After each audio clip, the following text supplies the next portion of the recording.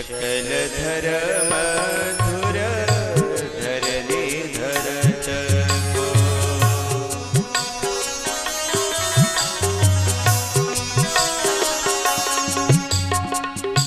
सकल धर्म धुर धरनी धरत को। सकल धर्म धुर धरनी धरत को।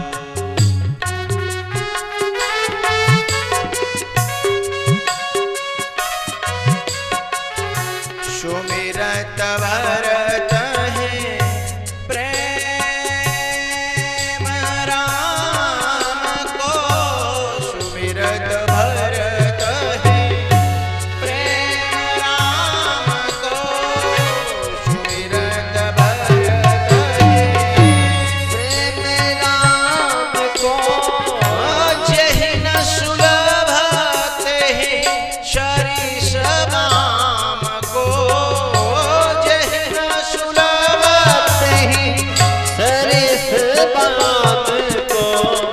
सुमिरत भरत है प्रेम राम को। सुमिरत भरत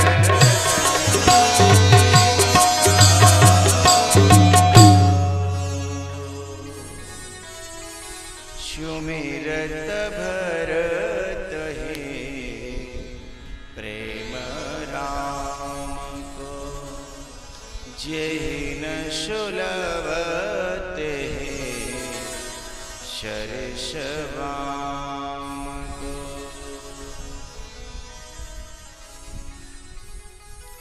भरत तत्व।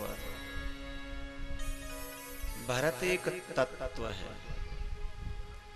व्यक्ति नहीं है। उस तत्व ने व्यक्ति का आकार धारण किया है। उस तत्व राम एक तत्व है। उस तत्व ने एक व्यक्ति का आकार धारण किया। ऐसे ही भरत एक तत्व है और उस तत्व ने एक व्यक्ति का आकार धारण किया। आप लोगों को भूख लगती है ना? अब मैं आपसे पूछूं कि भूख कैसी होती है, जरा बताओ। खट्टी होती है कि मीठी होती है, काली होती है कि गोरी होती है? कोई बता पाएगा? नहीं। क्यों? भूख निराकार है, अनुभव गम्य भजहि जेहि संता। भूख जो है वो अनुभव का विषय है। कोई दिखा तो नहीं सकता कि ये भूख है साहब, देखो जी इतनी बड़ी है, छोटी सी ये ऐसी ऐसी, कोई नहीं बता सकता ना। तो फिर भूख क्या है? एक अनुभव है, एक फीलिंग्स है, एक एहसास है। ऐसे ही भरत जो तत्व था सृष्टि में व्यापक था, लेकिन उसने कोई आकार धारण नहीं कर रखा था। और यह तत्व कल आपने श्रवण किया, रावण के अंदर भी है, राम के अंदर भी है, हम लोगों के अंदर भी है, हम सब के अंदर वो तत्व है।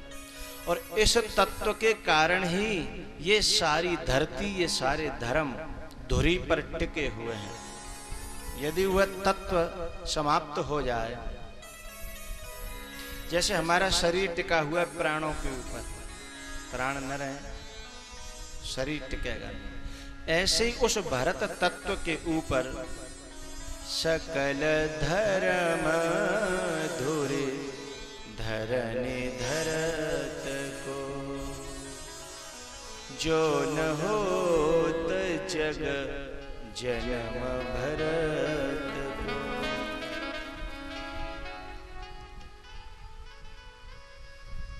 और एक बात आपको शायद मुश्किल से हजम होगी, लेकिन चूरन दे देंगे तो पच जाएगी। हाँ? कौन सा चूरन दे? मोटू पतलू? अच्छा, कोई भी दे दें।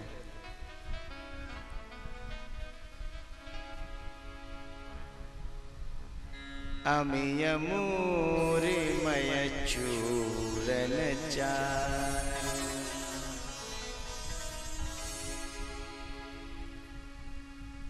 ये जो तत्व है ना, ये तत्व भलाइयों से पैदा नहीं होता, अच्छाइयों से पैदा नहीं होता, गुणों से पैदा नहीं होता, पवित्रता से पैदा नहीं होता। बड़ी विचित्र बात यह है कि ये तत्व बुराई से पैदा होता है।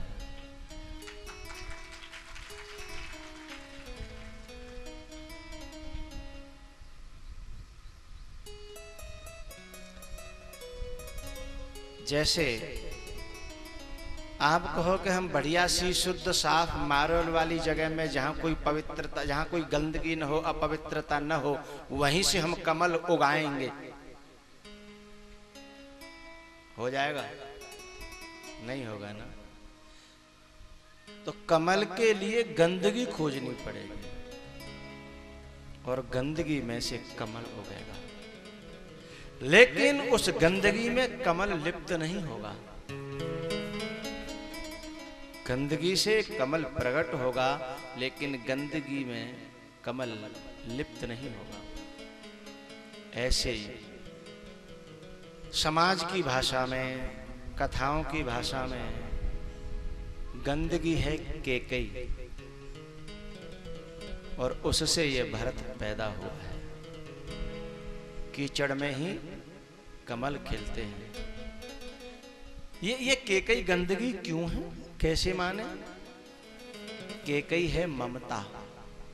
ममता तरुण तमी अंधियारी, ममता तरुण तमी अंधियारी, राग द्वेष उलूक सुखकारी। और ममता सन्यासियों ने, वैरागियों ने सबसे बड़ा इस मार्ग का अवगुण बताया है। ममता तू न गई मेरे मन ते। ये ममता को मारो, ममता को मारो, ऐसा लोगों ने उसे और मारा। केकई को कितना मारा है, केकई की कितनी पिटाई की, लेकिन भूल जाते हैं लोग। राम जी ने इस बात को कहा, जिन गुरु संत सवा नहीं से, दोष दे जननी जड़ते। कीचड़ में कमल उगाने का तरीका हमें आता नहीं है, विधि हमें आती नहीं है, और दोष देते हैं कीचड़ को। ये घूरा क्या है? घूरा, घूरा जानते हैं? घूरा, हाँ जी, है? जानते हैं? दुनिया भर की गंदगी जहां इकट्ठी होती है उसे घूरा कहते हैं। और यहां तो सब किसान हैं, जितनी भी फसल हैं उसी के आधार पर टिकी हैं। यदि घूरा न हो तो फसल पैदा ही नहीं होगी। यह किसानों का पूर्ण मत है।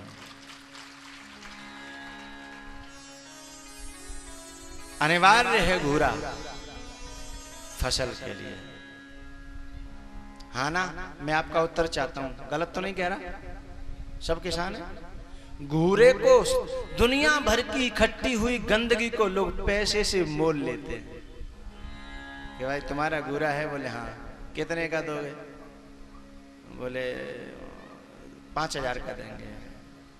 अरे भाई कम कर ले भाई। नहीं भाई 5,000 से कम नहीं देंगे। वो लगा गया 5,000 तो हमारे। हाँ, हम 5,000 से कम नहीं देंगे। किसकी कीमत हो रही है?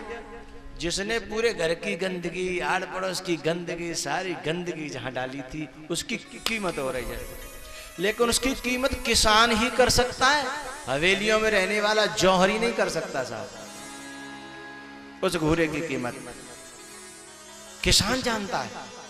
इसमें से खीरा होगा, तरबूज होगा, पपीता होगा, इसी में से जो है बैंगन होगा, आलू होगा, इसी में से मैं तो यहां तक कहूं इसमें से क्या नहीं होगा बोलो। और ऐसी कोई गंदगी नहीं है जो उसमें न हो।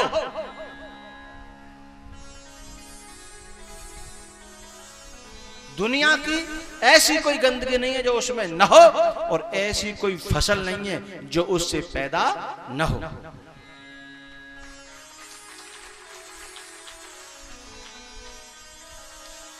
उसके बिना फसल की संभावना ही नहीं की जा सकती। सारी फसलें उस घूरे से पैदा होती हैं।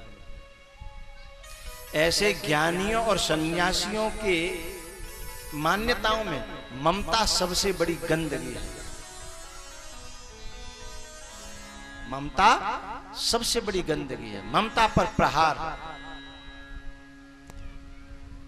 बुद्धि सिरावे ज्ञान घृत, ममता मल जर जा।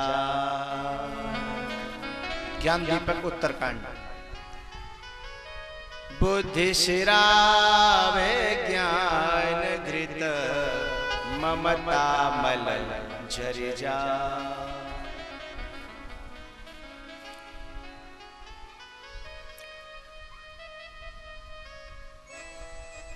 माखन होता है, माखन। माखन को जब गर्म करते हैं तो घी बनता है, और माखन में जब घी बनता है तो उस घी में से माखन में दो हिस्से हो गए, घी और माखन में से निकली हुई गंदगी। ठीक है, दो हिस्से हो जाते हैं, एक गंदगी और एक घी। उसे कहा जो जो गंदगी निकली है ना, उसे कहा है ममता मल जर जाए। माखन में से जो निकलती है गंदगी वो ममता है। उसे जलाने के बाद ही शुद्ध घी बनता है। ठीक है, लेकिन एक बात कहूं, मेरे को बीपी हो गया था, बढ़ जाता था। डॉक्टर ने कहा घी मत खाना। मैंने कहा नहीं खाएंगे भैया। एक दिन एक डॉक्टर से मुलाकात हुई। उसने कहा महाराज आप कुछ बहुत रूखा सूखा खाते हो, कैसे जिंदगी चलेगी? मैंने कहा भैया वो डॉक्टर ने मना कर दिया था, बैठे बैठे वजन बढ़ता है और घी खाओगे तो और वजन बढ़ेगा। तो उस डॉक्टर ने घी के लिए मना किया था, माखन के लिए तो मना नहीं किया। मैंने कहा यार माखन में से तो घी बनता है। बोले घी भी तो माखन में से ही बनता है ना? बोले नहीं गुरुजी, माखन में से घी जरूर बनता है। घी को पचाना बहुत कठिन है, लेकिन माखन को पचाना नहीं पड़ता। माखन में जो गंदगी होती है ना, जिसे घीचट बोलते हैं, वो स्वयं उस चिकनाई को पचाने में समर्थ होती है। इसलिए माखन पच जाता है लेकिन घी नहीं पचता। उसी गंदगी ने उसको पचाया। एक अचंभे की बात मैं आपको बताऊं, डॉक्टर मीठा मना करते हैं डायबिटीज में, और जो कहते हैं चीनी से डायबिटीज बनती है, बिल्कुल सही है, पेड़ा से बनती है और जितनी मिठाइयां सबसे बनती हैं, लेकिन डॉक्टरों का कहना है कि गुड़ से डायबिटीज बिल्कुल नहीं बनती। यदि रोटी के बाद एक कंकड़ी छोटी सी गुड़ की ली जाए तो डायबिटीज कम होती है। अब बताओ कितना मीठा है। मैंने उसको पूछा, मैंने क्या डायबिटीज और गुड़ ये तो बिल्कुल विरोधी है। बोले नहीं गुरुजी, बोले गन्ने का जूस पियोगे तो गैस बनेगी, गन्ने का जूस पियोगे तो नुकसान करेगा, लेकिन गन्ने को यदि आप चूसोगे, यदि खाओगे तो कभी गैस नहीं बनेगी। मैंने कहा मतलब क्या यार? बोले जब उसमें जो असली तत्व उसे निकाल देते हैं हम गंदगी समझ करके, तभी तो परेशानी पैदा करता है। गन्ने में जब हम ज्यादा केमिकल डालेंगे तो उसमें चीनी बनाएंगे। गुड़ जो है, गुड़ भी कैसा होना चाहिए? काला वाला, जिसमें ज्यादा सोडा न हो, जिसमें ज्यादा सुंदरता न हो। उसमें जो जो जो क्या कहते हैं वो काला काला उसमें जो ऊपर आता है, जब गुड़ बनाते हैं तो उसमें काला काला जो गंदगी है उसे हटा हटा के डाल देते हैं। तो वो जो कालापन होता है उसे न हटाया जाए जिस गुड़ में से, वो गुड़ यदि खाया जाए तो डायबिटीज कभी नहीं होगी सब जिंदगी में। डॉक्टरों का और वैद्यों का पूरा कहना है।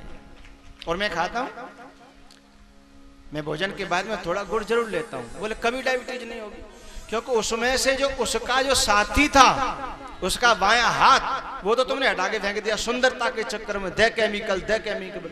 अथवा आप कभी आयुर्वेदिक डॉक्टर के पास जाएंगे तो वो कहेगा कि एक दवा तो मैं आपको दे दूं, लेकिन आपको काला गुड़ और पुराना गुड़ हो उसमें ये दवा आपको खानी पड़ेगी।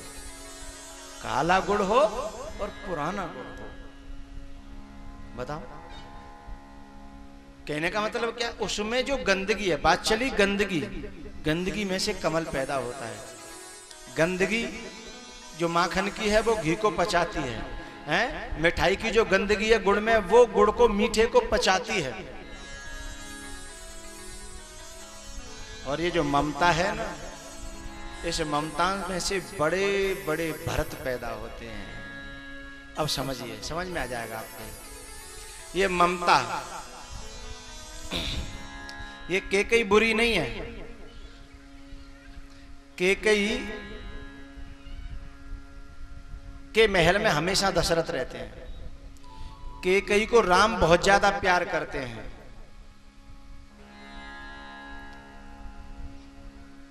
समझदार लोग, जानकार लोग गुड़ की जो गंदगी है उसे जरूर संग लेंगे, उसमें से चीनी नहीं बनने देंगे।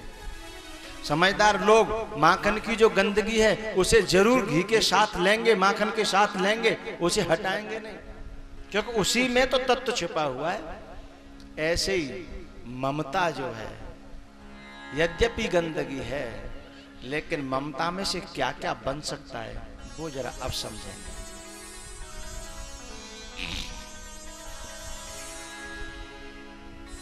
ममता यदि संसार में लगी है, दुनिया में लगी है, प्रवृत्ति में लगी है, व्यक्तियों में लगी है, संबंधियों में लगी है, तो गंदगी है। लेकिन वही ममता जब परमात्मा में लग जाती है, संतों में लग जाती है, साधुओं में, गुरुओं में लग जाती है, बुद्ध पुरुषों में लग जाती है, तो उसी ममता में से अनुराग पैदा होता है, प्रेम पैदा होता है, भरत पैदा होता है। उसी को भरत तत्व कहते हैं। सुमिरत भरत ही प्रेम राम को, सुमिरत भरत ही प्रेम राम को,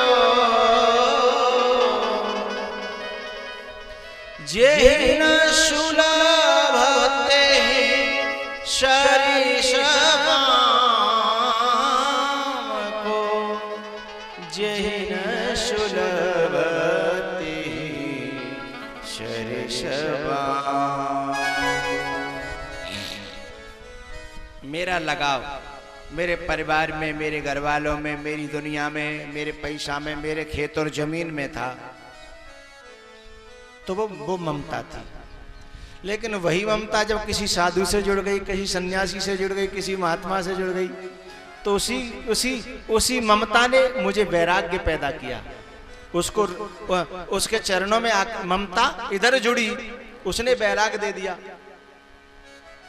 उसने कथा दे दी, उसने सन्यास दे दिया, उसने साधुता दी। थी तो ममता ही, बस इतना था कि परिवार से हटकर के किसी सन्यासी में लगी, किसी महात्मा में लगी। थी तो गंदगी ही, उसी में से ये सारा अनुराग और वैराग और सन्यास सब पैदा हुआ। मैंने परसों कथा में एक चर्चा चली थी, हानि लाभ जीवन मरण जस अपजस विधिहा। विधि माने तरीका, ममता को प्रयोग करने का तरीका पता नहीं और कोसते हैं ममता को। गावन में मैया कहती हैं, ए मैया नाच न जाने है आंगन टेढ़ा,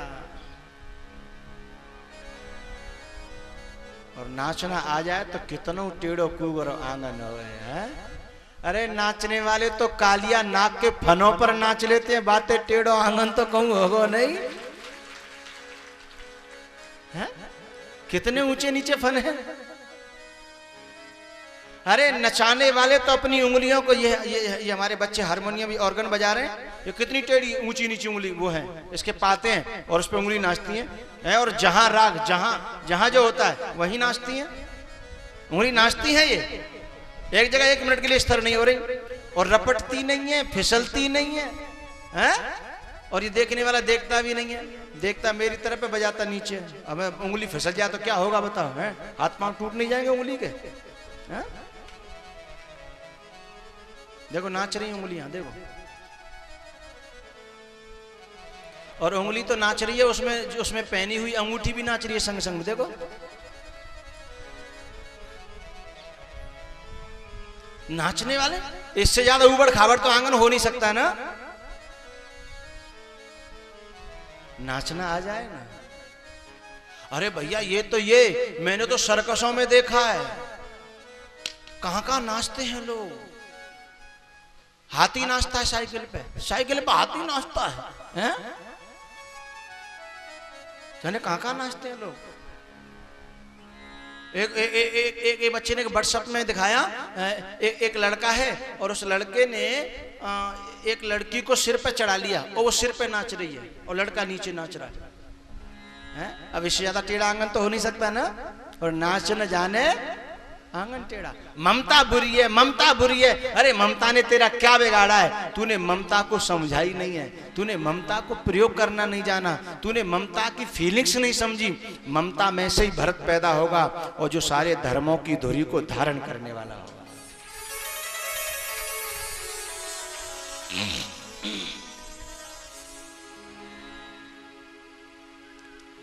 पहले सुना चुका हूं मैं आपको,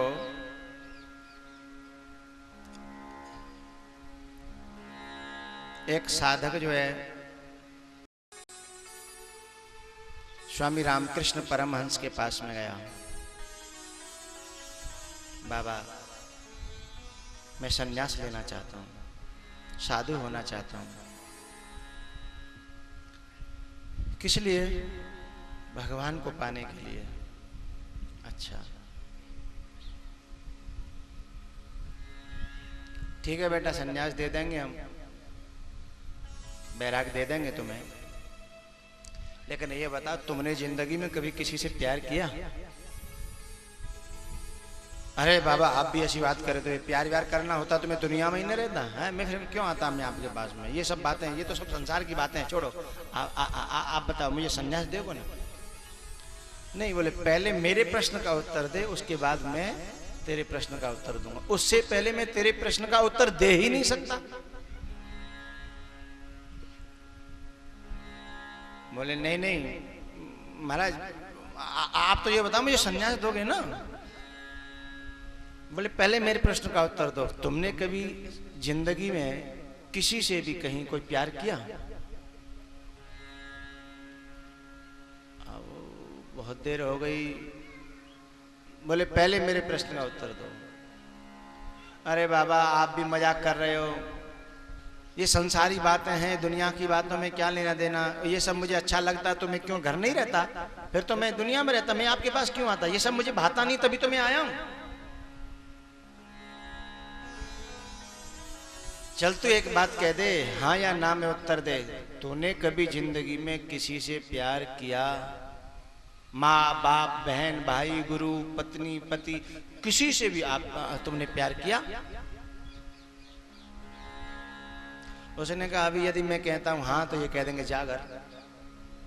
उसने सोचा मन में, यदि मैं कहता हूं कि हाँ किया तो फिर जा घर, ऐसा कह देंगे। इसलिए उसने कहा कि गुरुदेव मैंने किसी से आज तक कभी मुझे प्यार हुआ ही नहीं। स्वामी रामकृष्ण परमहंस जो थे उन्होंने कहा बेटा तू सन्यास का अधिकारी नहीं है, तू वैराग का अधिकारी नहीं है, मैं तुझे सन्यास नहीं दे सकता, इसलिए तू अपने घर जा। अब ये तो उसको उल्टा पड़ गया, वो सोच रहा था कुछ और उत्तर मिला कुछ। बोले महाराज जी आप कैसी उल्टी बातें कर रहे हैं? मुझे किसी से कोई राग नहीं बह रहा, कोई लेना देना नहीं, मुझे कुछ, मैं किसी से आज तक जुड़ा ही नहीं, और आप फिर भी मुझे हटा रहे हैं। बोले बेटा जिसके हृदय में लेश मात्र भी प्रेम नहीं है, ममता नहीं है, मोह नहीं है, राग नहीं है, तो फिर वो भगवान से प्यार कैसे कर सकता है, परमात्मा से प्यार कैसे कर सकता है? और भगवान से जो प्रेम नहीं करेगा तो बिना प्रेम के परमात्मा प्रकट नहीं होगा। इसलिए तेरा सन्यास भी बेकार चला जाएगा, तेरा वैराग भी बेकार चला जाएगा। तूने कहीं प्यार किया होता तो जो प्यार तेरे अंदर था बस मैं उसको वहां से हटा करके वहां लगा देता तो तेरी दिशा बदल जाती और दशा बदल जाती। जब तेरे अंदर प्यार है ही नहीं तो मैं दिशा क्या बदलूं और तेरी दशा क्या बदलूं?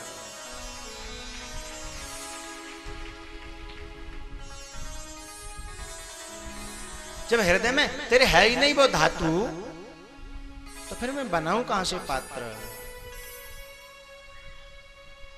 गंदगी से कमल पैदा होता है, ऐसे ममता से प्रेम पैदा होता है।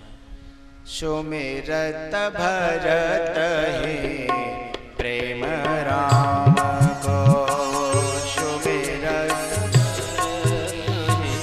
प्रेम राम को,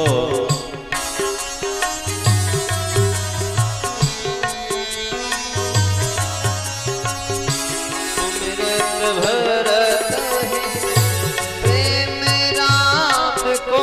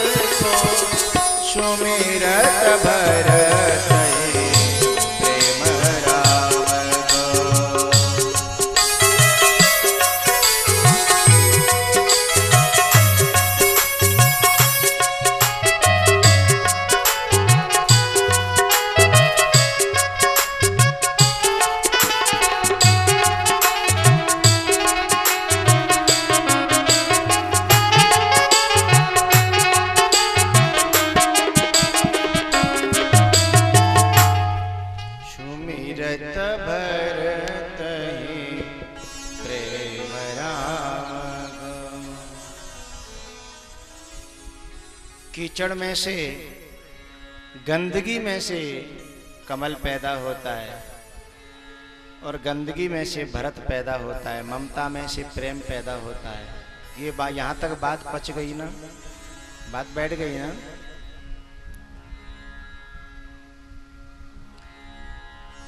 थोड़ी सी एक कठिन बात और है,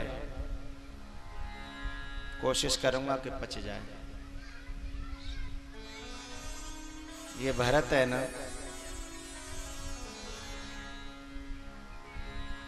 रावण में तो था ही, शूर्पणखा में रावण से भी ज्यादा था। शूर्पणखा में ये भरत तत्व रावण से भी, बोलो बोलो, ज्यादा था। चिंता मत करो, पच जाएगी बात। अभी मैं चूरन देता हूं।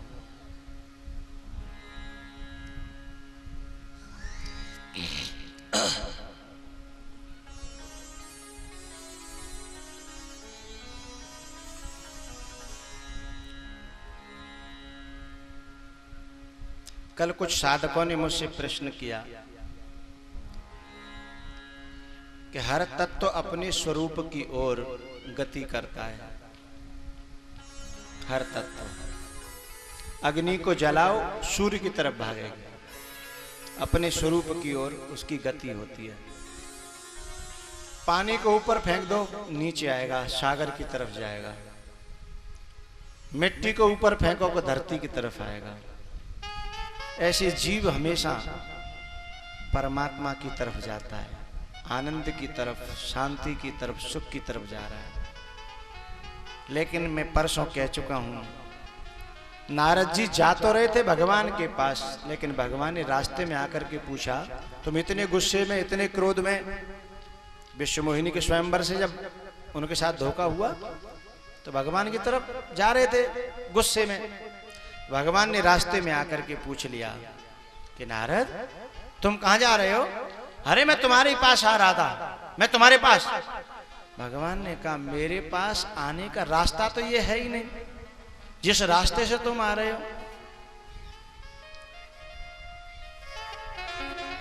काम क्रोध मद लोभ सब नाथ नरक के पंथ।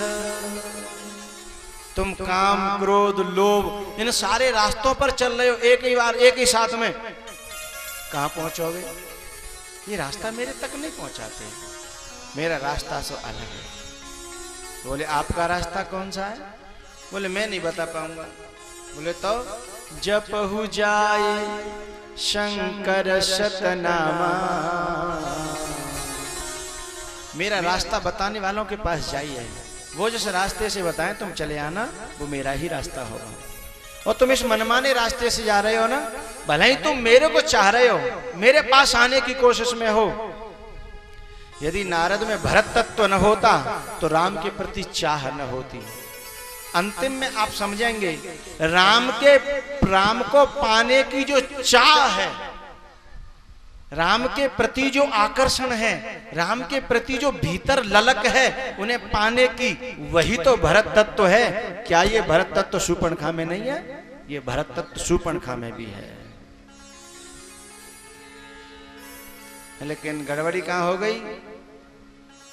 काम क्रोध मद लोभ सब नाथ नरक के पंथ।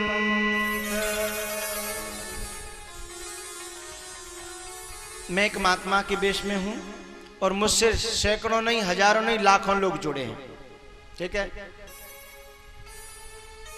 और इसमें कोई शक नहीं कि वो मुझसे प्यार करते हैं। बिना प्यार के, बिना प्रेम के कोई मुझसे जुड़ ही नहीं सकता। क्यों जुड़ेगा? कहीं न कहीं, किसी न किसी कोने में प्रेम है, वो भरत तत्व है।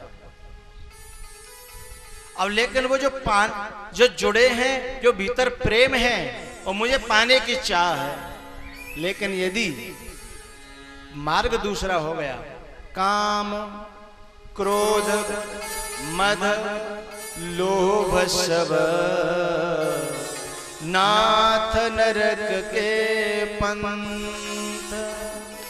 मेरे को पाने की चाह में कभी लोग मेरे ही दुश्मन बन जाते हैं, शूर्पणखा की तरह, रावण की तरह। है तो चाह पाने की, लेकिन हो गया क्या? उल्टा। क्यों?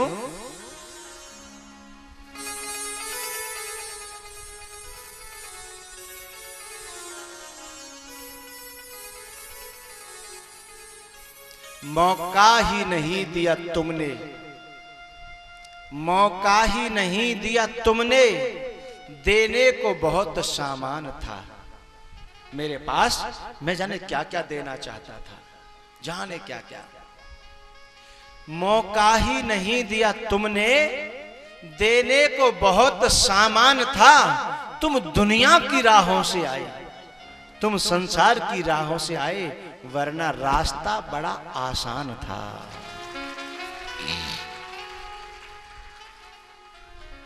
तुम जमाने की राह से आए, दुनिया ने ऐसे कह दिया, दुनिया ने ऐसे कह दिया, अथवा अपने मन की जो बेकारी जो दलीलें हैं वह भी दुनिया में आती हैं। हमारे मन में भी दुनिया है, बाहर जो दुनिया है उससे बड़ी दुनिया हमारे अंदर है। उसने जो रास्ता बताया उससे भी आए तो भी न पहुंच पाएंगे। भरत तत्व जरूर बैठा है, भरत तत्व जरूर बैठा है, लेकिन भरत तत्व दुनिया में किसी की बात नहीं मानता, यहां तक कि गुरु की भी। यहां तक कि दुनिया में जो मां बनी है उस मां की भी, बड़े बड़े हितैषी मंत्रियों की भी, बड़े बड़े जो राजनीतिज्ञ हैं वो सब परामर्श देते हैं, बात नहीं मानता, क्योंकि सब दुनिया में आते हैं। राम जी ने कहा जिसे मैं चाहता हूं वो जो कहेगा, वो जो निर्देश करेगा, फिर मैं चू नहीं करूंगा। दलील देना तो बड़ी बात, मैं चू कर जाऊं और मैं लेने नहीं जा रहा हूं, बस मुझे पता है कि उसकी दृष्टि पड़ेगी और मेरी जलन शांत हो जाएगी।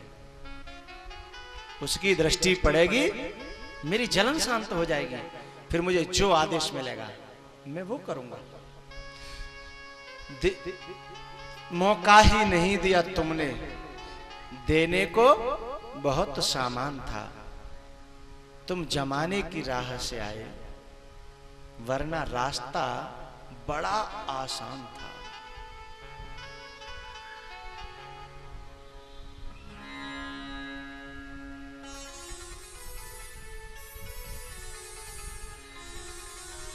भरत तत्व शूर्पणखा में भी है, भरत तत्व रावण में भी है, भरत तत्व मारीच में भी है, भरत तत्व सुबाहु में नहीं है।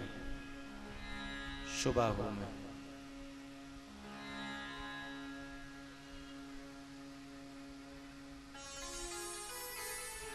केवल सुबाहु में नहीं है भरत तत्व। क्यों? भरत तत्व प्रेम तत्व है, आकर्षण तत्व है। मारीच में आकर्षण है भगवान के प्रति, ताड़का में भी आकर्षण है, शूर्पणखा में आकर्षण है राम के प्रति, लेकिन एक सुबाहु ऐसा था जिसके अंदर भगवान के प्रति कोई आकर्षण नहीं है। संसार में जितने बेकार हैं उनमें सब में आकर्षण हो सकता है, लेकिन एक द्वेष ऐसा है, द्वेष, द्वेष में कोई आकर्षण नहीं होता। द्वेष में किसी के प्रति कोई आकर्षण नहीं होता। जिनके अंदर द्वेष बसा होगा उनके सामने उसके भाई की भी तुम प्रशंसा करोगे, उसे सहन नहीं होगी। उसके बाप की प्रशंसा करोगे, सहन नहीं होगी। अरे खास ऐसी माताएं हैं, उनके सामने उनकी बेटी की प्रशंसा करने लगा, खास बेटी की, आग लग जाएगी। हैं जिनके पास खड़े होकर के तुम मां की प्रशंसा करने लगो, मां की ही प्रशंसा सहन नहीं होगी। ये जो द्वेष है ना, इसमें भरत तत्व नहीं है। ये मानव जीवन के लिए सबसे खतरनाक शत्रु है, द्वेष। इसकी मां है दोष दृष्टि। क्या? दोष दृष्टि। दूसरों में दोष देखने वाली जो दृष्टि है वही द्वेष पैदा करती है। बात समझ में आ रही है ना? सरल, बहुत सरल तरीके से मैं कहने की कोशिश कर रहा हूं। जो दोष दृष्टि है, यदि तुम्हारा किसी के प्रति दोष दृष्टि नहीं होगी, गुण दृष्टि होगी, तो द्वेष नहीं होगा। यदि गुण दृष्टि हुई तो राग होगा, और राग में से एक दिन अनुराग बन जाएगा। और दोष दृष्टि होगी तो द्वेष होगा, और द्वेष में से एक दिन शत्रु पैदा हो जाएगा। दोष दृष्टि और द्वेष ये अंदर के हैं, ये कहीं बाहर नहीं दिखते, ये कहीं बाहर नहीं दिखते, लेकिन ये बाहर पैदा करते हैं। तुम्हारे भीतर भीतर किसी के प्रति दोष दृष्टि हो तो फिर द्वेष पैदा होगा तुम्हारे भीतर, बाहर कहीं नहीं दिखेगा। लेकिन उस द्वेष के कारण कुछ दिनों बाद तुम्हें बाहर चारों तरफ तुम्हारे शत्रु ही शत्रु दिखाई देंगे। वो किसी और ने पैदा नहीं किए, वो हमारे दोष द्वेष ने पैदा किए हैं साहब, हमारे अंदर के द्वेष ने पैदा किए हैं।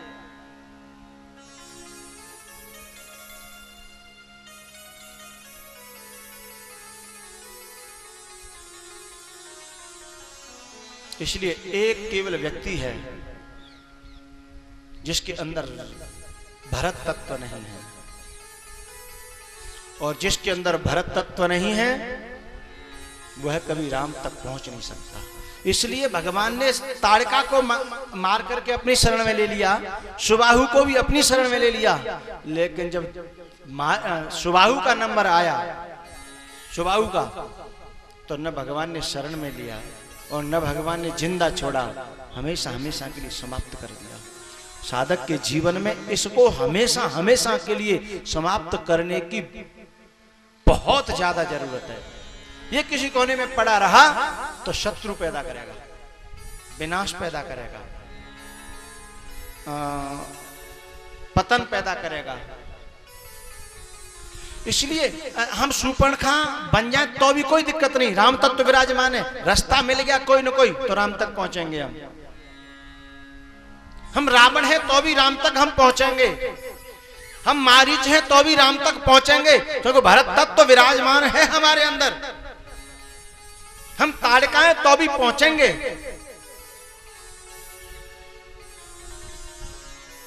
बस बचना है सुबाहु तत्व से।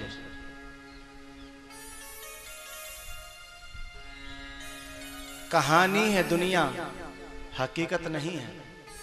और मैं एक बात और बड़े काम की कहने वाला हूं, और उसको पचा जाना, जीवन में सुगंध ही सुगंध बच जाएगी।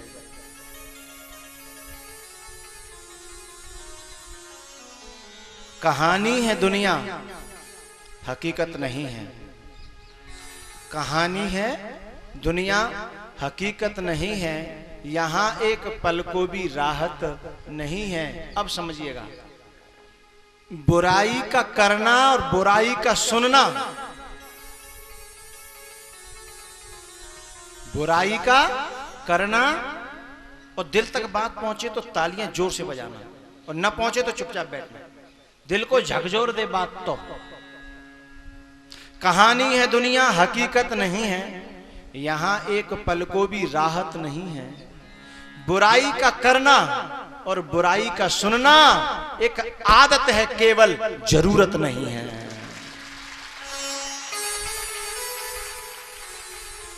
देर तक बजाओ, ऐसे नहीं काम चलेगा। मैं कोई पैसा नहीं मांग रहा तुमसे, बजाते रहो।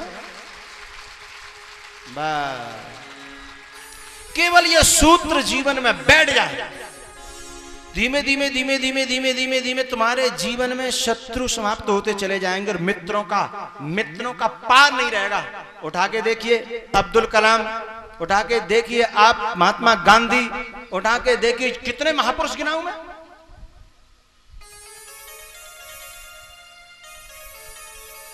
बुराई का करना और बुराई का सुनना सिर्फ आदत है, केवल जरूरत नहीं है।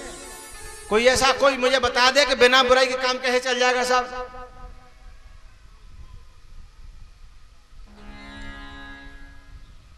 और चीजों के बिना काम नहीं चलेगा, लेकिन बुराई के बिना तो काम दौड़ेगा, चलना नहीं दौड़ेगा। लेकिन फिर भी ये बुराई क्यों, और बुराई करने से होगा क्या? अपने में अग्नि लगाओगे और खुद जलोगे, और उस अग्नि से दूसरों को झुलसाओगे और शत्रु पैदा करोगे।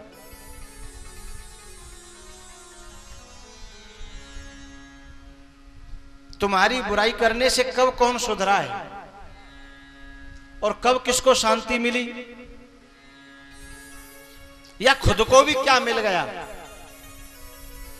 हानियां गिनाऊंगा तो दिमाग फट जाएंगे, बुराइयों से हानियां गिनाऊंगा तो दिमाग फट जाएंगे। इतना ही कह देना चाहता हूं कि बुराई का करना और बुराई का सुनना सिर्फ आदत है,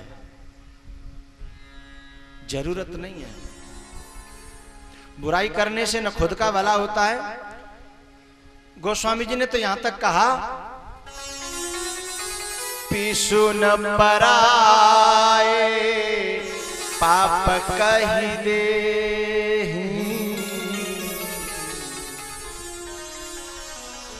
बुराई तो होती है, अब इसमें विश्लेषण करेंगे तो और भीतर चले आएंगे। निंदा, बुराई और किसी के दोषों का बखान, इसमें भी अंतर है।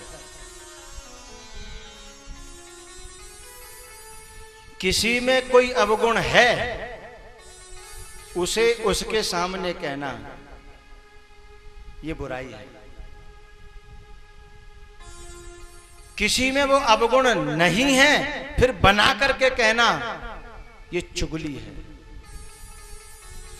किसी में कोई बुराई है, उसे ज्यों के त्यों उसके पीठ पीछे कहना ये निंदा है। किसी की बुराई को उसके सामने कहना ये बुराई है। किसी की बुराई को उसके पीठ पीछे कहना ये निंदा है। और बुराई है ही नहीं और मनगढ़ंत बना करके कह देना ये चुगली है। इन तीनों में से किसी से भी कोई फायदा बता दे, कोई फायदा बता दे, एक मुंह मांगी इनाम में देने के लिए तैयार है। बोले हाँ किसी में कोई बुराई है उसके सामने उसको बता दे तो भला नहीं होगा, कभी जिंदगी में नहीं साहब। क्योंकि बुराई को बताने का अधिकार सिर्फ गुरु को दिया गया है। जैसे मर्ज की हकीकत बताने का अधिकार जैसे डॉक्टर को बताया गया, ऐसी बुराई को बताने का अधिकार केवल गुरु को। हाँ एक और है, दर्पण, शीशा। शीशा आपकी बुराई बता सकता है, लेकिन शीशा राग और द्वेष से रहित होता है तभी बुराई को सही से बताएगा। यदि शीशा में राग द्वेष होता तो ये सही सही बुराई और भलाई को बता नहीं सकता। लेकिन शीशा केवल चेहरे की, भौतिक शरीर की बुराई और भलाई बता सकता है, और गुरु अंदर की बुराई और भलाइयों को बता सकता है।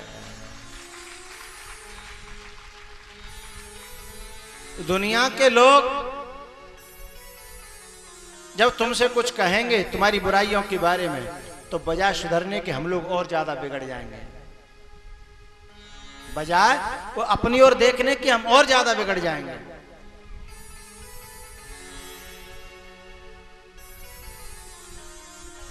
लेकिन सदगुरु इस तरीके से दबा देता है, बुराइयों को कहता है, बुराइयों को बताता है। और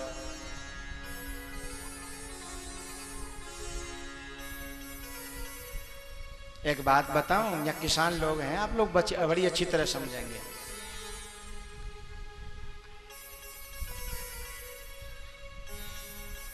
खेत है, खेत, और खेत में एक पानी देना है।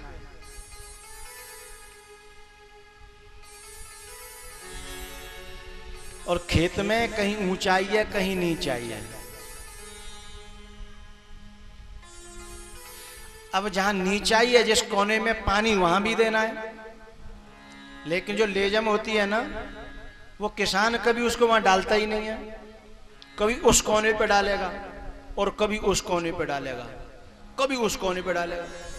अब ये जगह कहती है कि अरे मुझे पानी देना है तो यहां लेजम डालना तू। ये खेत की ये नीची जगह ये कहती है पानी मुझे देना है तो कभी लेजम मेरे पास पानी की धार डालना, लेकिन वहां वो कभी पानी नहीं डाल पाएगा। वो जानता है कि कहां पानी पटकूंगा तब जाकर के कौन सी दिशा में होकर के यहां किस तरीके से आएगा। ऐसे कभी कभी गुरु भी अपने शिष्यों तक उनकी बुराइयों को पहुंचाने के लिए डायरेक्ट नहीं कहते, ऐसी जगह से जाके ढरकाते हैं बात को कि जाकर के पहुंचेगी वहीं, लेकिन इस तरीके से पहुंचेगी कि वहां बहुत अच्छा काम करेगी।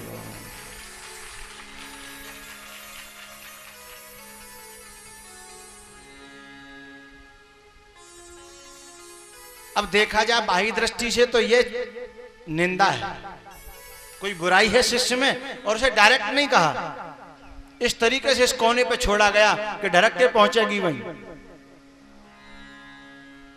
नारद जी है ना, नारद जी को बंदर का रूप दिया, नारद जी को बंदर का रूप दिया।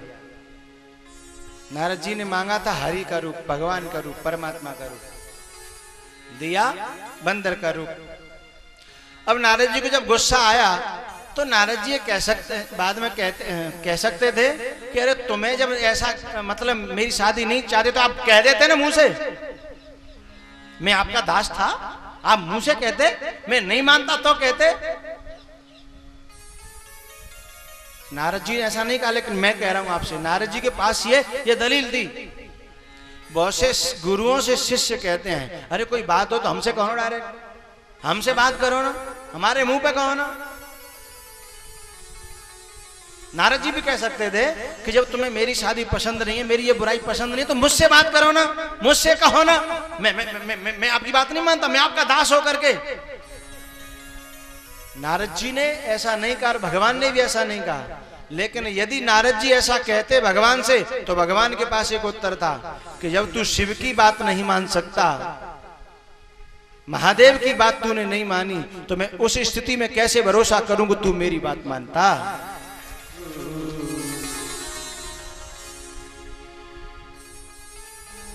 ये जो कथा मुझे सुनाई है, ये श्री हरि को मत सुनाना। नारद जी ने कहा वैसे तो अपनी ओर से नहीं सुनाऊंगा, लेकिन वो पूछे तो फिर तो बतानी पड़ेगी ना। बोले ना, चले प्रसंग दुराए तब, कितनी रोक लगाई, कितने बांध बांधे, लेकिन तूने बात नहीं मानी। जब इस समय तू देवों के देव महादेव की बात नहीं मान सकता, तो मेरी बात मान लेता तू। उस समय में ये कैसे कहा जाए। तो आपने मेरी भरी समाज में कितनी बेइज्जती की, मैं कितना अपमान हुआ। मैं भरी समाज में गया, सब लोगों ने मुझे बंदर के रूप में देखा। भगवान, वहां भगवान की वार्तालाप नहीं, लेकिन मैं आपसे कह रहा हूं, न नारद जी ने ऐसा कहा, न भगवान ने ऐसा कहा, कहीं रावण में खोजने लगो। लेकिन मैं कह रहा हूं आपसे,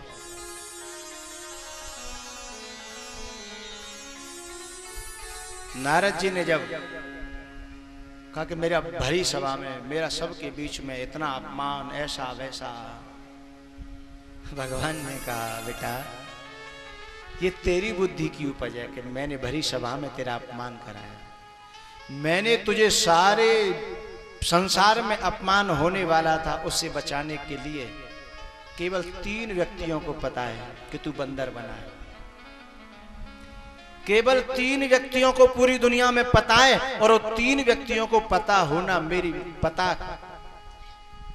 बताना मेरी मजबूरी थी। केवल 3 व्यक्तियों में पता चला, चौथा कोई जानता नहीं है कि मेरा नारद बंदर है या नारद है। बोले कैसे? मैं उस सभा में जब आपने बंदर का मुंह दिया तो सब लोगों ने देखा नहीं होगा। अरे नारद ज्यादा बुद्धि से सोच, यदि तुझे बंदर बना के भेजता और मां कुर्सी पे तो बैठाते लोग, डंडन के मारे बाहर भगाए देते हैं। दुनिया ने तुझे बंदर रूप में देखा होता, सभा में घुसता तो भर्रू का मच जाता कि बंदर आ गया, बंदर आ गया। तुझे सारी सभा ने प्रणाम किया, सारी सभा खड़ी हुई, सारी सभा ने तेरा सम्मान किया। किसी ने तुझे बंदर रूप में नहीं देखा। मैं जानता हूं और 2 रुद्रगण जानते हैं, क्योंकि रुद्रगण यानी सदगुरु के जो पार्षद हैं, शिव सदगुरु है, उसने मना की, लेकिन उसके पार्षदों के बिना या सदगुरु के बिना नैया पार नहीं लग सकती। उसे तो बताना ही होगा। उसके 2 रुद्रगण और मैं, ये 3 व्यक्तियों को पता है, इस धरती पर चौथी व्यक्ति को पता नहीं है। ये तेरी सोच है, ये तेरी बुद्धि है, ये तेरी मान्यता है कि मेरा अपमान हो गया। हाँ, यदि तू चाहता है अब तू लौट जा, अब करा सकता हूं तेरा अपमान। तब भगवान ने अपनी माया को खींच लिया। अवगुण बहुत कहे अज्ञात, अनुचित बहुत कहे अज्ञात। मैं दुर्वचन कहे बहु तेरे, प्रभु की मी पाप मिटहि अब मेरे। मैं दुर्वचन कहे बहु तेरे।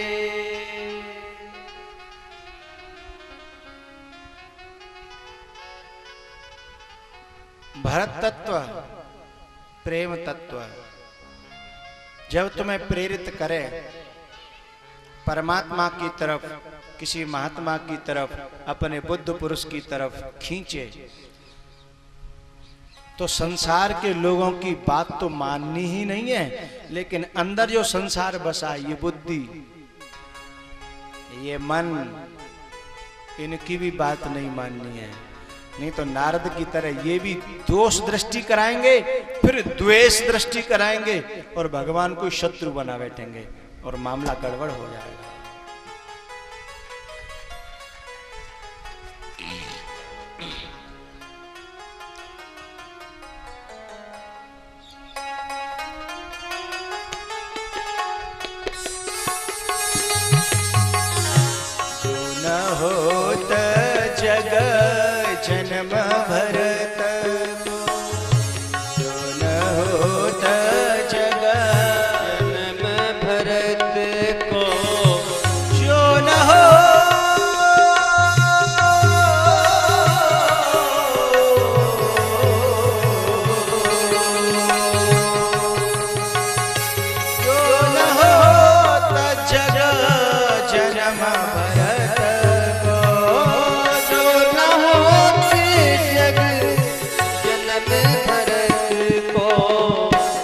सकल धर्म धुर धरने धरत को।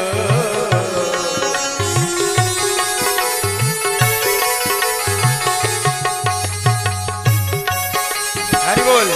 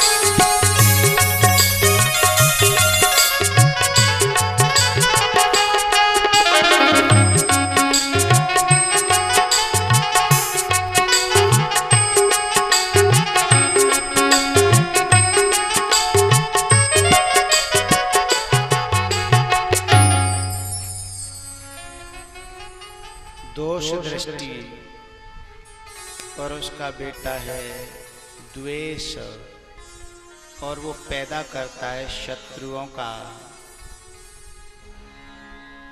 इसका समाधान क्या है?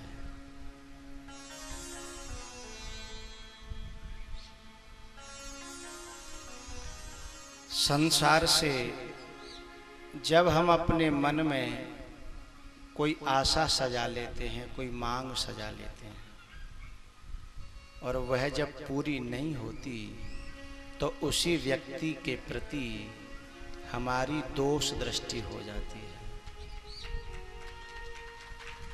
बजा बजा बजा, ठीक है बस। संसार में किसी से हमने कोई आशा रख ली, ये ऐसा करेगा मेरे संग, ये ऐसा करेगा, ये ऐसा करेगा। अरे हम एक संत के पास में गए थे, बड़े चर्चे सुने थे, पर हमको तो कुछ जमा नहीं। तेरे मन की बात पूरी नहीं हुई होगी तो कोई चटावे के लिए नहीं दे होगा, या तू कुछ आशा लेके गए हो वो पूरी नहीं हुई होगी। अरे महाराज, वो संत गए थे, हमने बड़ा नाम सुना था, हमें तो कोई तेल नहीं निकले वहां। पेड़ दे कोल्लू में तेल ही निकालना है तो कोल्लू में पेड़ दे। गुरु से नहीं, संसार में किसी से भी जब कोई आशा हम रखेंगे तो क्या होगा? जब पूरी नहीं होगी तो उसी के प्रति दोष दृष्टि हो जाएगी, और जब दोष दृष्टि हो जाएगी तो फिर उसमें से द्वेष उत्पन्न होगा। द्वेष और ईर्ष्या एक जैसे लगते हैं लेकिन अलग अलग हैं।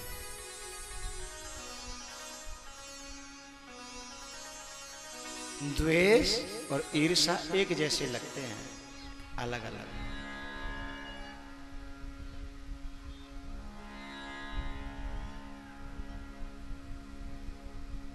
हमारी जब आशाएं पूरी नहीं होती और हमसे हम वहां से जब उसमें दोष देखने लगते हैं तो द्वेष होता है। लेकिन ईर्ष्या का जन्म इस तरीके से नहीं होता। ईर्ष्या का जन्म, मैं कथावाचक हूं और यहां कोई दूसरा भी कथावाचक है, उसकी लोग बड़ाई कर रहे हैं, उसकी प्रशंसा कर रहे हैं, और वो यहाँ कथा हुई तो फिर उसकी बहुत सारी कथाएं हो जाएंगी, फिर अपना तो पत्ता साफ हो जाएगा, फिर तो अपना सब पनिया ढार हो जाएगा।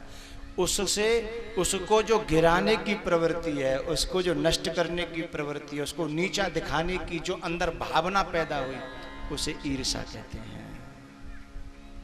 द्वेष अलग चीज है, ईर्ष्या अलग चीज है। ईर्ष्या समान बिजनेस वाले, समान रूप वाले, समान रंग वाले, समान धंधे वाले हैं, और जब थोड़े से ऊपर उठते दिखते हैं, फिर उनके प्रति उनसे अपनी हानि हम समझते हैं। वो अपनी जो हानि सी दिखती है और उन्हें गिरा करके अपना उत्थान सा दिखाई देता है, जो दिखाती है प्रवृत्ति, वो ईर्ष्या है। इन दोनों को जब समझ लेंगे तो न हमें किसी से ईर्ष्या होगी, न किसी से द्वेष होगा। ये दोनों भरत तत्व के सबसे बड़े दुश्मन हैं। इनके ईर्ष्या और द्वेष के आ जाने से भरत तत्व नष्ट होता है। भरत तत्व पर आपत्ति आती है, भरत तत्व को परेशानी में आ जाता है। ईर्ष्या है मंथरा,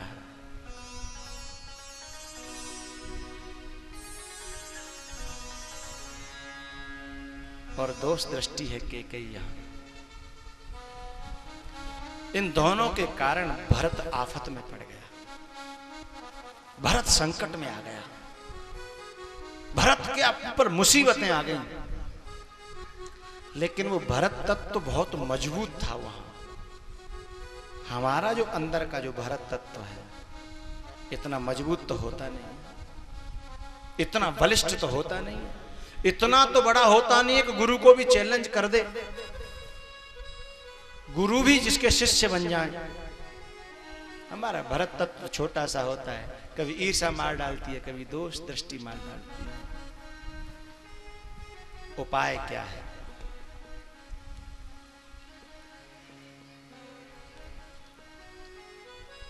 इन दोनों को, दोष दृष्टि को और ईर्ष्या को, दोनों भाई संयमित करते हैं। भरत और शत्रुघ्न होम गिला तत्तके कुबर मारा। रिपुहन शत्रुघ्न ईर्ष्या को, ईर्ष्या के कुवर को, कुवर माने टेढ़ापन, कुवर माने कुरूपता। ईर्ष्या में सबसे ज्यादा कुरूपता होती है। ईर्ष्यालु व्यक्ति, पता जाएगा ईर्ष्यालु है तो तुम्हें बहुत बुरा लगेगा। ईर्ष्या व्यक्ति को कुरूप बना देती है।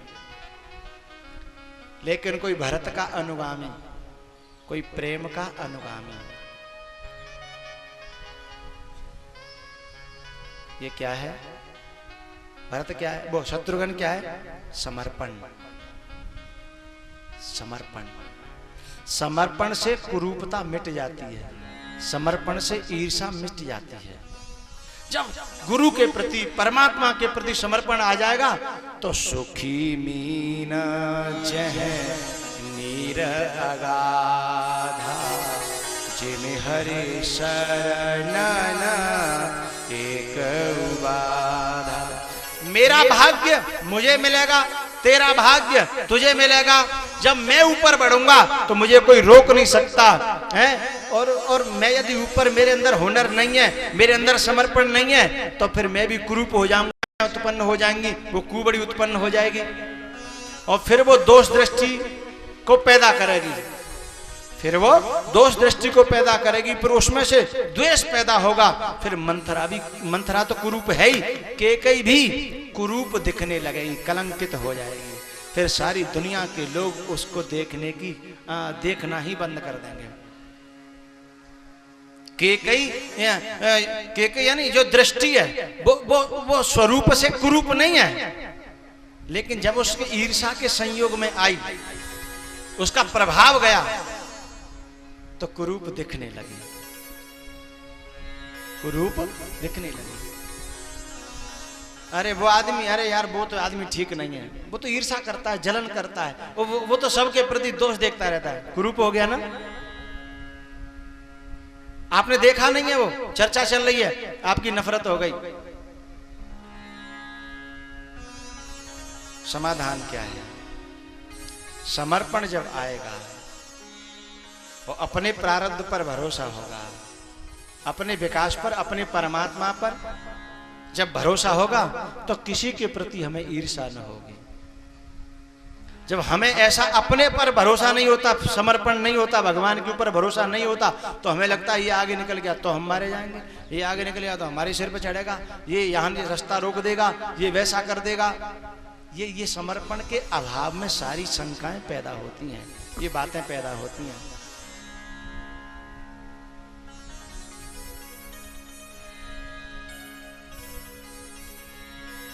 शत्रुघ्न समर्पण है, समर्पण ज्यादा बोलता नहीं है,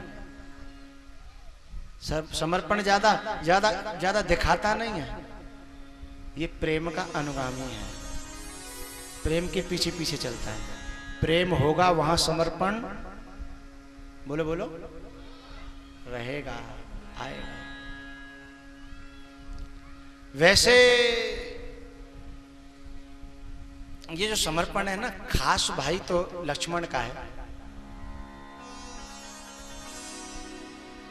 लक्ष्मण है सेवा भाव, साक्षात सेवा भाव। राम का सेवा भाव है। जैसे सेवा भाव है वो साकार रूप में आया, तो वो सेवा भाव है। तो समर्पण सेवा भाव का छोटा भाई है। लक्ष्मण का खास भाई तो शत्रुघ्न है, समर्पण है, लेकिन उसका अनुगामी नहीं है, उसके पीछे नहीं चलेगा। क्योंकि समर्पण केवल सेवा भाव से नहीं रहता है, केवल सेवा भाव के पीछे नहीं चलता, प्रेम के पीछे चलता है। जब प्रेम, कल चर्चा कर चुका हूं मैं, क्योंकि जो नारी जब प्रेम नहीं करती किसी को परिवार में, तो सेवा करती तो है लेकिन उसमें सेवा भाव नहीं होता है, वो केवल क्रिया मात्र करती है। लेकिन जब प्रेम हो जाए तो सेवा करनी नहीं पड़ती, समर्पण करना नहीं पड़ता। प्रेम हो जाए तो सेवा और समर्पण दोनों अपने आप होते हैं साहब।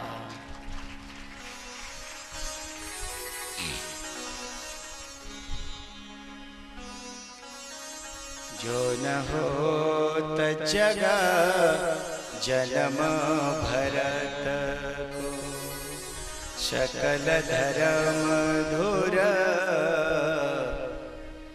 धरनी धरत को। सुमिरत राम सुमिरत भरत ही प्रेम राम को, जेहि न सुलभ तेहि सरिस बाम को, जेहि न सुलभ तेहि सरिस बाम को। भैया अब थोड़ा सा कथा का क्रम ले लूं, वो क्रम भी जरूरी होता है। कल कहाँ पहुंच गए थे हम? हमें तो कुछ पता ही नहीं रहती है कदम। ऐसे समझो हम टेसू हैं, टेसू पूरे के पूरे। टेसू जानते हैं आप लोग? आपने मांगे ही नहीं होंगे टेसू, हमने मांगे टेसू तो।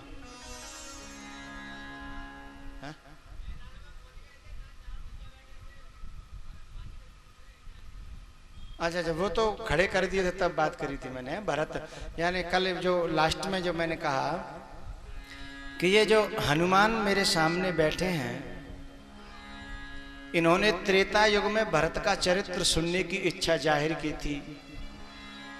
अयोध्या के पास में सरयू के किनारे एक उपवन में,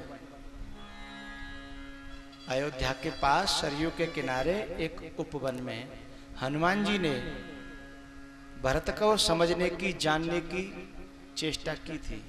लेकिन उस समय राम ज्यादा बोले नहीं, इनकी इच्छा अधूरी रह गई। उस समय से प्लानिंग कर रहे होंगे कि कोई भरत चरित्र सुनाए, कोई भरत चरित्र सुनाए। तो इन हनुमान जी ने अपने भगत को कहा होगा कि तू कथा करा और भरत चरित्र सुनवाना।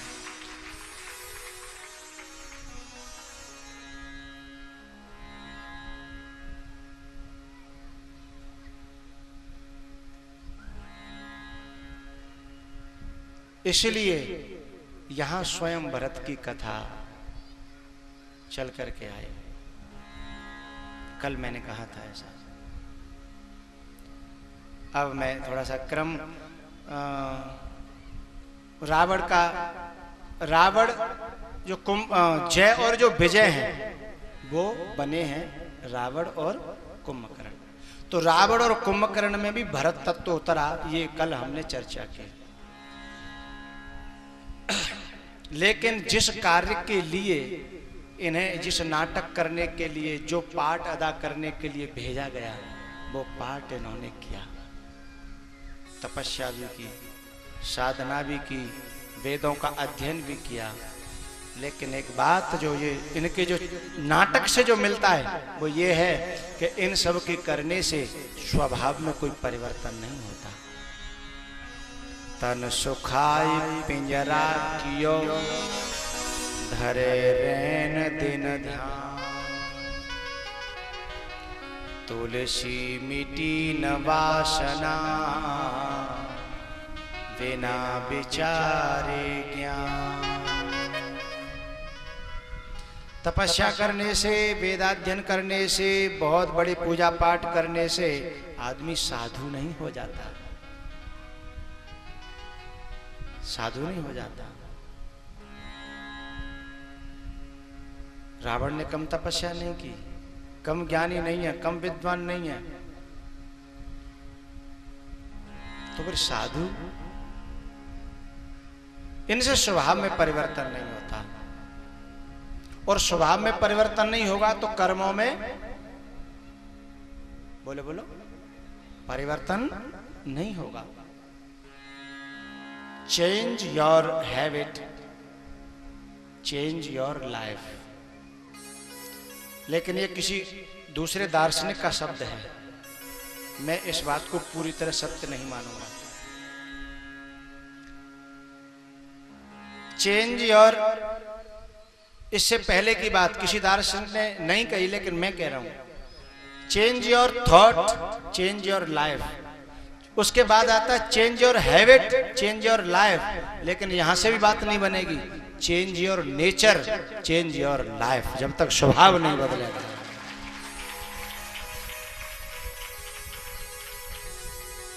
विचारों के बदल जाने से भी जीवन में बदलाव नहीं आएगा। आदत के बदल जाने से भी बात नहीं बनेगी। आदत भी कभी छूटती है, कभी बनती है, कभी बिगड़ती है। लेकिन जब कोई चीज स्वभाव में आ जाएगी, नेचर में आ जाएगी, तब उसका जीवन बन जाएगा। Change your nature, change your life. ये जय और विजय, यहाँ रावण और कुंभकर्ण बने, लेकिन इनका जो शाप लग गया ना, तो स्वभाव में शाप लगा कि तुम स्वभाव से राक्षस हो जाओगे। अब जब तक वो जो स्वभाव नहीं बदलेगा, शाप मिटेगा नहीं, तब तक वे कितनी साधना करें। और स्वभाव को या तो स्वयं परमात्मा आकर के मिटाएगा, या फिर परमात्मा से भी ज्यादा निष्ठा हमारी किसी में हो जाए, वो स्वभाव को मिटा सकता है।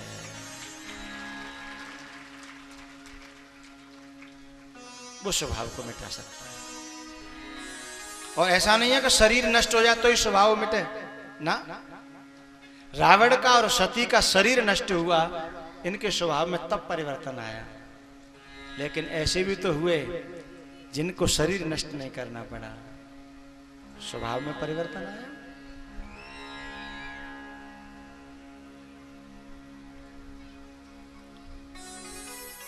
लेकिन इस स्वभाव को या तो परमात्मा, या तो कोई, बोलो बोलो, महात्मा, महात्मा, कोई बुद्ध पुरुष, कोई जागृत पुरुष,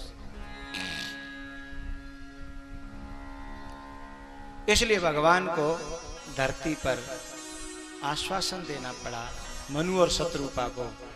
और दशरथ जी के 3 रानियां जो थीं उनके कोई संतान नहीं होती थी।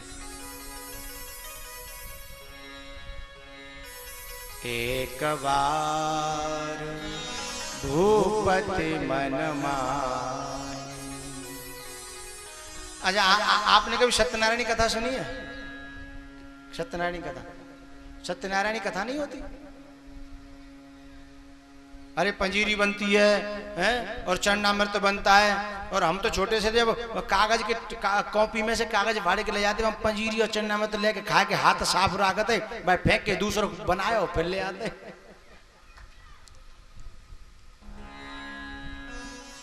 वो सत्यनारायण कथा जो है ना, मुझे थोड़ा सा याद आई। हमारे जो ब्राह्मण जो विप्र लोग होते हैं सत्यनारायण कथा कहते हैं।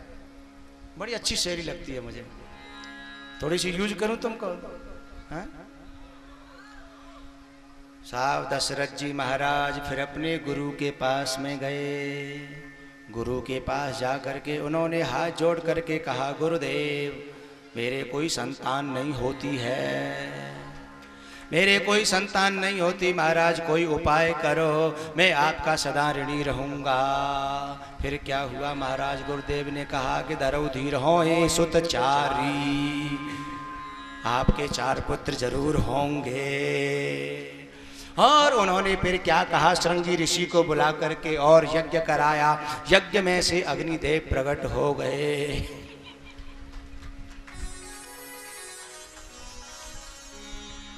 लेकिन अच्छा लगता है, बुरा तो नहीं लग रहा आपको? है अच्छा लग रहा है ना? धरहु धीर होए सुत चारी, धरहु धीर होए सुत चारी, धरहु धीर होए सुत चारी, धरहु धीर होए सुत चारी, धरहु धीर होए सुत चारी।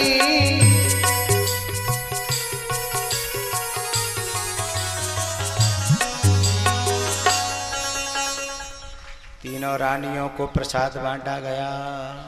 तीनों रानियां जब गर्भ से हुई फिर इंतजार कर रहे थे भगवान कि हम कब गर्भ में आए। फिर 9वीं तिथि मधमास पुनीता और शुक्ल पक्ष अभिजित हरिप्रीता। जब वो समय आया सब मुहूर्त ऐसे हो गए और फिर भगवान ने कौशल्या के गर्भ से जो है चतुर्भुज रूप में जन्म ले लिया। बोलो रामचंद्र भगवान की। अब कहीं बैठे हो, खड़े हो जाओ, थोड़ी देर के लिए जन्म महोत्सव मनाएंगे। हाँ, आपको थोड़ा मस्ती में लाना था मुझे। एक बधाई गाएंगे, आप सब झूमेंगे, उसके बाद विश्राम होगा।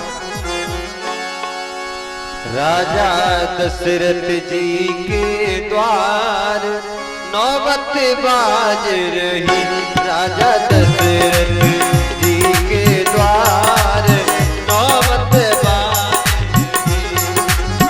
बाज रही, बाज रही, बाज रही, बाज रही, राजा दशरथ जी के द्वार नौबत बाज रही।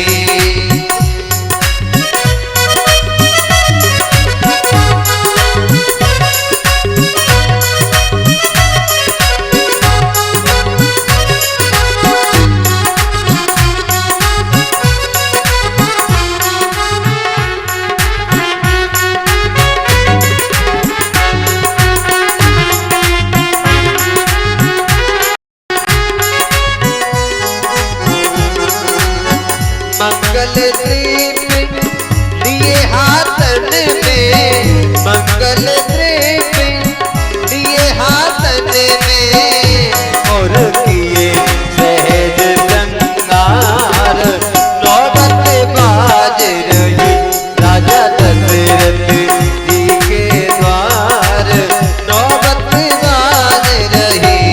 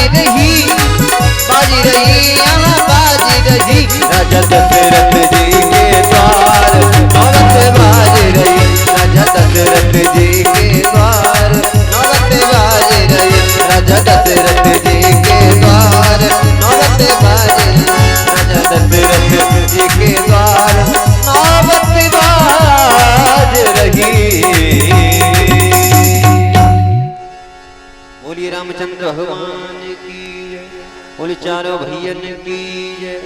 जय जय श्री राधे।